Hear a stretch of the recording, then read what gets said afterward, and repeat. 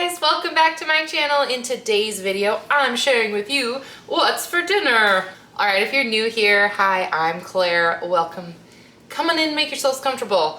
I am a girl who likes a budget. I'm a girl who likes to cook things that are easy. And I also am a mother and a person that provides food for the family. So if any of those things are things you're interested in, be sure to hit subscribe.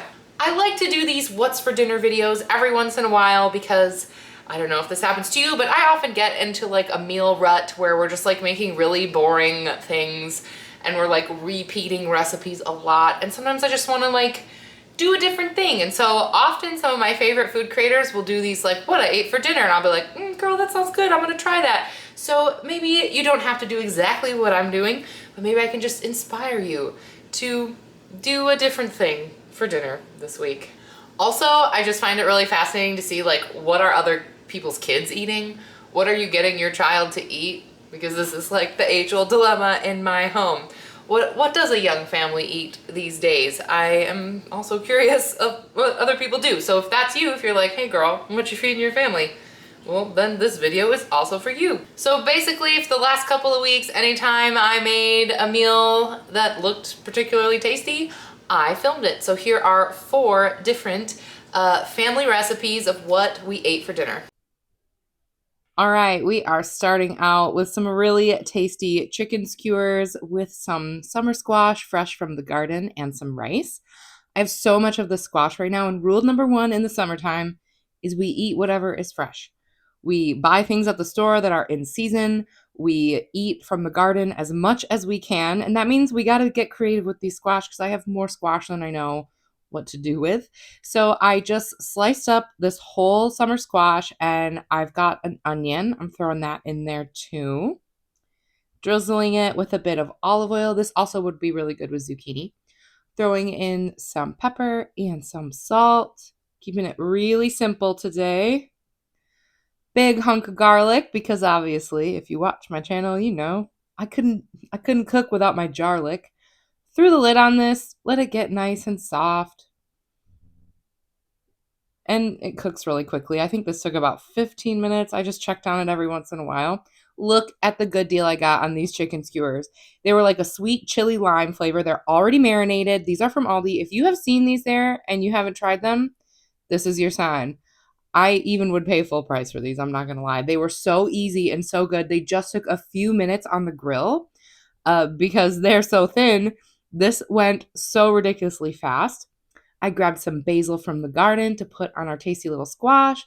I just put some regular white rice in the rice cooker because I have a picky kid and we have to have something really plain and boring on the table for him. So we threw some rice together, and this was so fast and easy to put together and so fresh, so summery. Everybody loved it. And yeah, I've seen some other varieties of the skewers at Aldi as well besides the chili lime, and I will absolutely be trying all of them because they were so tasty, full of flavor.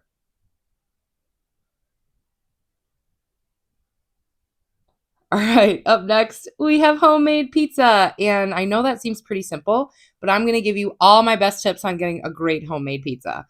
First, I'm using a very classic pizza dough that has 1 rise in it. So you're going to need to plan an extra hour to make this. I will leave all of the like measurements for this dough down below. But it's a very basic like bread dough, like a yeast crust. You could use this also for breadsticks, which you'll see in a minute how I do that. So you could double this recipe if you wanted a pizza and breadsticks for your family, but we just did a pizza. And I also like to use bread flour instead of all-purpose for pizza dough. It just makes it a little bit chewier, which I think is great. I used my stand mixer, but you don't have to use a stand mixer. You can do this by hand. It takes about 6 minutes of kneading, which isn't that bad. And then it does need a 1-hour rise.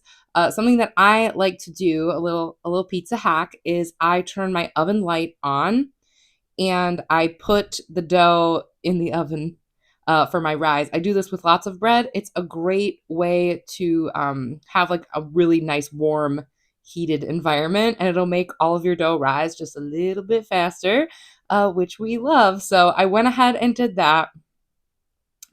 And as far as the cheese, guys, I feel like I have really hacked the cheese for a pizza. I purchased a 10-pound block of like deli counter mozzarella cheese from GFS or Gordon Food Service. It's like a restaurant store. You don't need to be a membership to go in there. And they had this massive block of mozzarella on clearance.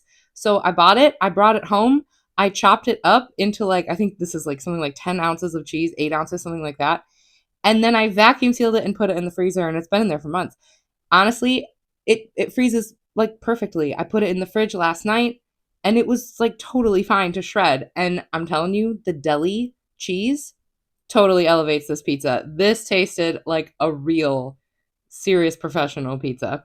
So now we got the dough, and like I mentioned before, I have the kid that doesn't eat anything, so I'm slicing off a little bit of the dough to make 2 breadsticks out of. So this is going to be like a thinner, large pizza. But you could cut it in half and do breadsticks on half or whatever if you wanted to. I just, eyeballed it so the picky one gets something to eat. And I like to use a stone, but it doesn't really matter. Use a pan, use whatever. It doesn't need to be a circle. Have a rustic freeform pizza. But I rolled out that dough. I'm stabbing it with my fork. This is also a good thing. You shouldn't skip getting some little holes in it. Next, we have some tomato sauce. This is just plain tomato sauce. I canned this myself from my own garden tomatoes from last year. This is another hack. If you're just using tomato sauce, it's not seasoned. Throw some flaky sea salt on it. Throw some Italian seasoning on it. You'll be surprised at how much adding just that little bit of saltiness really makes this pizza great. And of course, we load it with cheese. And I'm serious when I tell you, try doing a deli style cheese for your next pizza, and then come back here and thank me for that. Now I'm just throwing a little bit of olive oil, a little bit of salt, little bit of that Italian seasoning on those breadsticks, just so they're a little less bland. But we do what we can for that one. Now, like I said earlier, a lot of what we're eating as side dishes are things that we are pulling out of the garden. So I just had a fresh cucumber. And a lot of times if I had like lettuce growing when my spinach is ready and all that stuff, I'll do like a salad from the garden. We didn't plant any lettuce this year, so we're starting to eat just like cucumbers as our side dish for a lot of things as they're all starting to become beautifully ripe. But I added some grapes, some strawberries, just so that everyone has some sort of thing from the ground that they enjoy. I had to do a close up here. Look at that melty cheese. I do a really hot oven when I do my pizzas too. This pizza went in for 15 minutes at 450 degrees. And again, I'll leave all this down below for you. But like, it seriously tastes like a piece of deli pizza. It does not taste like a funky homemade pizza. Such a crowd pleaser and so delicious. All right, next we're doing a one-pot pasta. I love a one-pot meal. It's so good for all those busy nights that I seem to have all the time.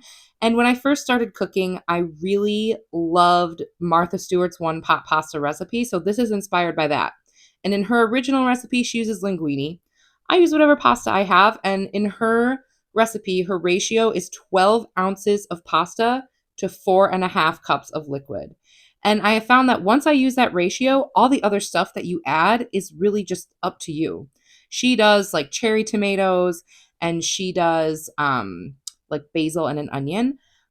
For me, I had these 2 Roma tomatoes, so I used those. I also have an onion here that I'm using, just like Martha's OG recipe. But where our big departure is coming here is that I have a zucchini. Because when I tell you, I have like 30 of these right now that I'm trying to eat. So we are eating loads of zucchini. I've got loads of bread in my freezer, zucchini bread. But we're tossing it in all things. And this is a great way to really beef up the veg in that one pot pasta. Because I think Martha's, it's a little wimpy on the veg. It's just like not quite hearty enough vegetable wise. And this way also, my youngest son will totally eat this. Like he'll eat a vegetable if it's in a thing. So like we go for it.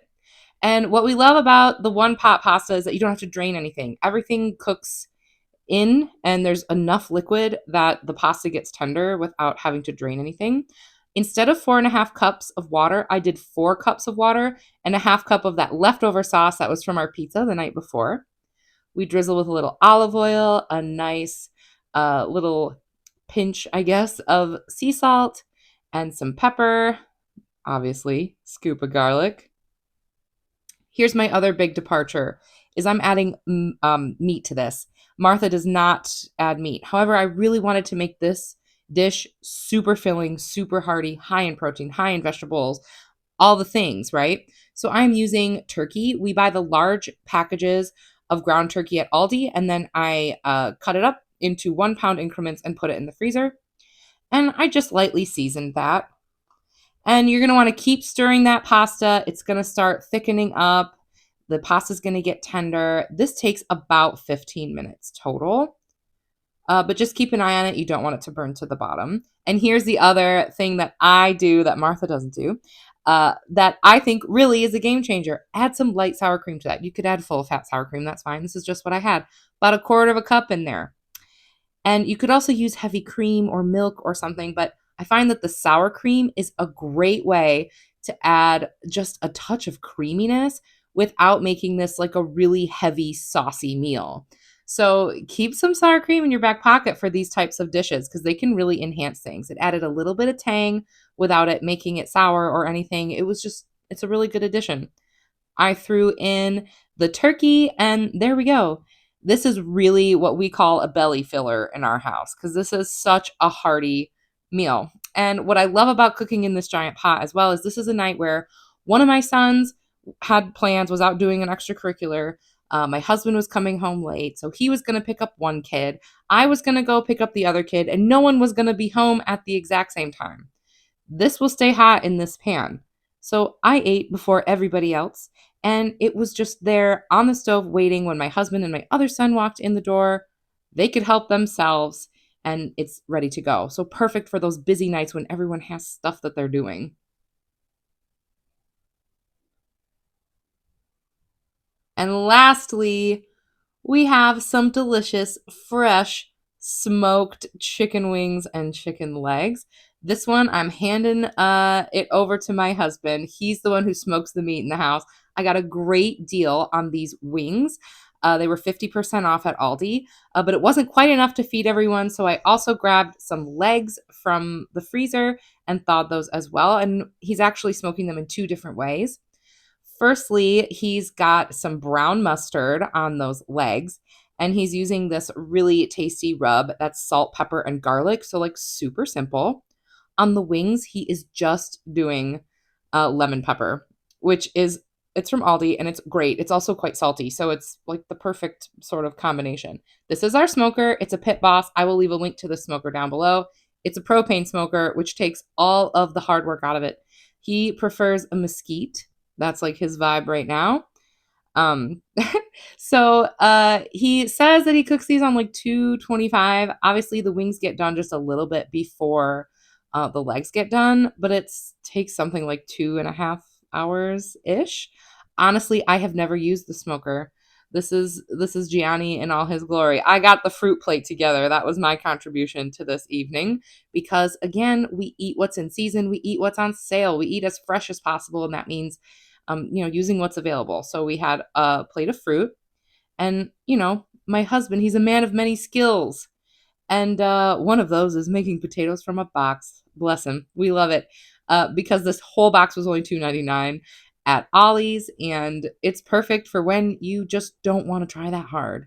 And they taste really good, and he makes them just like according to the box instructions, and they're really tasty. He threw in like some slices of Munster cheese in there, and Munster melts really well. So if you're looking for like a great addition to your mashed potatoes, Munster is a good choice. Is it how I would have maybe done the potatoes? No, but they were so delicious, and I'll take it. This man cooked me dinner, okay? Look at this delicious, delicious meat. Obviously, like I said, those wings got done first, so we just threw those in the oven while we were waiting for the legs. And for the legs, he is coating this in a little bit of barbecue sauce. We use this like honey brown sugar one that is from Aldi. So everyone gets a choice if they want barbecue chicken or if they want the lemon pepper wings. And they were fabulous. I think smoked meat is one of my favorite ways to eat meat. And I'm very lucky that I have a husband who is happy to figure all that stuff out And if you want more like smoker content, let me know because I think he would be down to share.